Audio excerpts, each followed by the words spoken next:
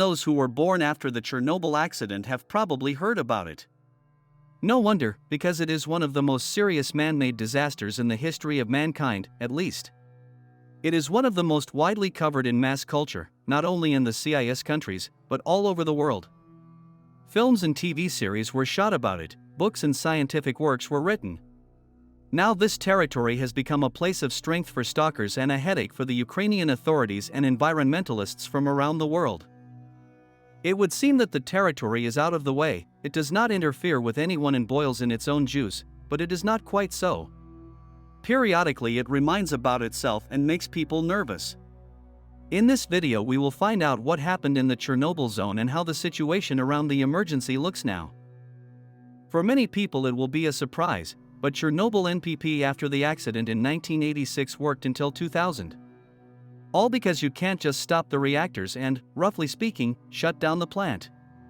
Even now, the Chernobyl nuclear power plant can be conditionally considered operational.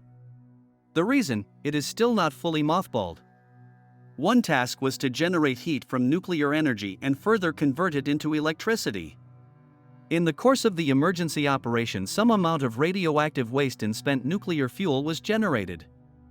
All that was formed as a result of technogenic activity is stored in the territory of the nuclear plant. Even after the military and political events, a colossal management is organized on the territory of the emergency. At the moment there are between 1,000 and 2,000 people working at the Chernobyl nuclear power plant, depending on the amount of work that is currently being done. At the same time, the workers have to be moved between sites, fed, and sanitary and protective barriers have to be organized to prevent the spread of radioactive materials outside the zone. And the territory of the Chernobyl NPP, only in the protected perimeter, occupies 298 hectares.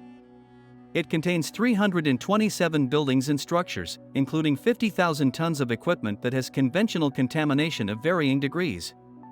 Add to that 500,000 tons of contaminated building structures. And the total area of the plant, with all the ancillary facilities, is about 3,000 hectares. It's a huge city that needs to be maintained and the work needs to be done safely.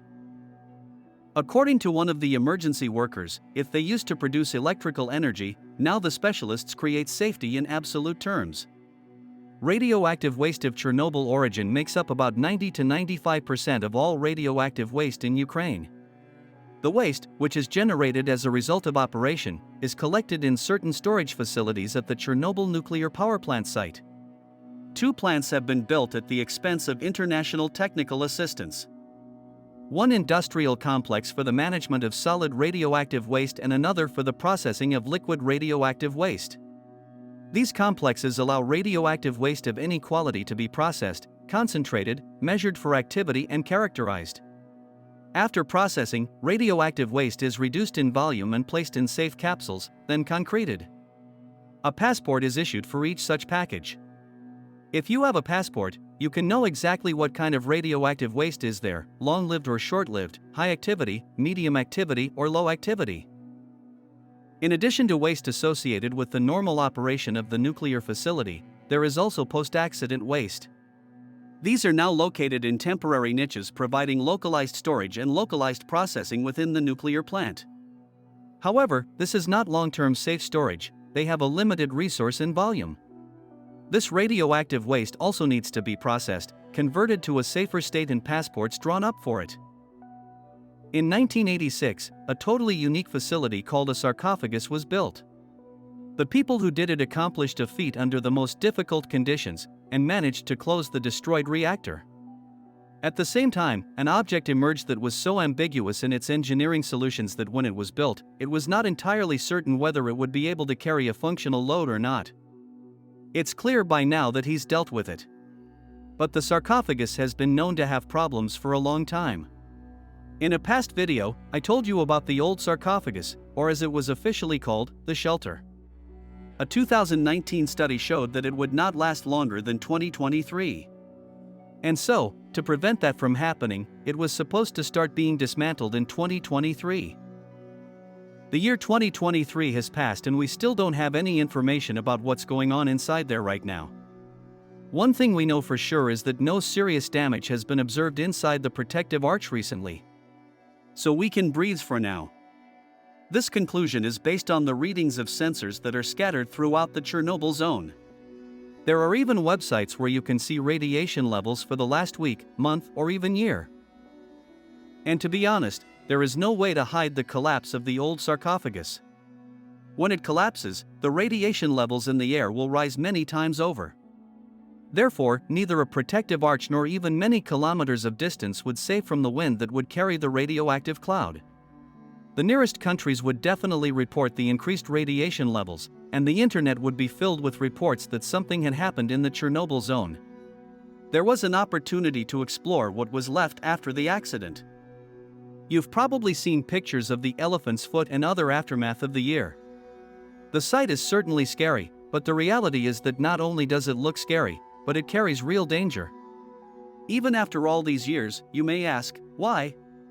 Under the influence of moisture and temperature fluctuations, the fuel and fuel-containing masses inside the sarcophagus are destroyed, forming a large amount of radioactive dust with a high content of long-lived transuranic isotopes, including plutonium-239, whose decay period is 24,000 years. No airborne fallout is predicted. However, if the old sarcophagus collapses, it is impossible to exclude wind blowout with the current protective barriers. The development of the situation is difficult to predict due to the lack of precise information. Specific data on the density of neutron fluxes, radiation and other parameters, as well as their changes, have not been published anywhere. But we do know for sure that for uranium-235 isotopes this period is millions of years. The reactions will go on until we run out of enriched uranium. So the process will take thousands, not millions of years. As an example, there is a natural nuclear reactor in Gabon, West Africa, where enriched uranium is in layers of sand. Nuclear reactions have been going on there for hundreds of thousands of years. That's all well and good, but recently an increase in radiation levels was detected in the emergency area. The activity was detected under the protective sarcophagus that was built right above the fuel masses. After this news was published, some people got excited. Could this really provoke new problems? In fact, no sharp spike in radiation is predicted, but nuclear reactions in the depths of the destroyed power plant are still occurring, and something needs to be done about it.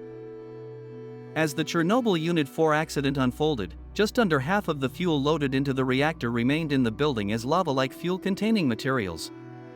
Uranium, plutonium, americium, and neptunium continue in this solidified lava. As for the dismantling of the old sarcophagus, just the other day Ukraine agreed to extend the dismantling of the parts of the first shelter facility most at risk of collapse. The license for storage of radioactive waste from the shelter was extended from 2023 to 2029. And in 2025, a new project will be developed to dismantle the unstable structures. And on October 31, 2029, the dismantlement will be completed. Originally, the work was to be completed by the end of that year. However, the delay was caused by a number of issues, including funding delays, the impact of COVID-19, and the Russia-Ukraine conflict. So for now, the threat remains. But it is encouraging that a concrete timeline has been set to address the problem. The Russian government has decided to exclude the exclusion zone after the Chernobyl accident from the territory of Russia from 2024. The corresponding decree was signed by Russian Prime Minister Mikhail Mishustin. But what does it mean? From January 1, 2024, the exclusion zone, which was established after the Chernobyl accident, will cease to exist in Russia. After the disaster, the contaminated territories were divided into several zones. The dirtiest lands were assigned to the exclusion zone. It was forbidden to stay there. On this territory there were several settlements of the Bryansk region, and now they are excluded from the exclusion zone. What does it mean? Has nature been purified, or is there another reason for this decision? Immediately after the explosion at the Chernobyl nuclear power plant, they said that radionuclides would contaminate these territories for hundreds or even thousands of years. Not even 40 years have passed, and people want to return to the exclusion zone. It turns out that the danger of contamination was overestimated in the aftermath of the explosion. So, Chernobyl in 2024 is still a place that is of interest to scientists and people from all over the world. After the disaster, many measures were taken to restore the ecosystem and ensure safety. Chernobyl remains a symbol of human error and a lesson that new generations are learning from. That's all. Subscribe to the channel and write your comments to this video.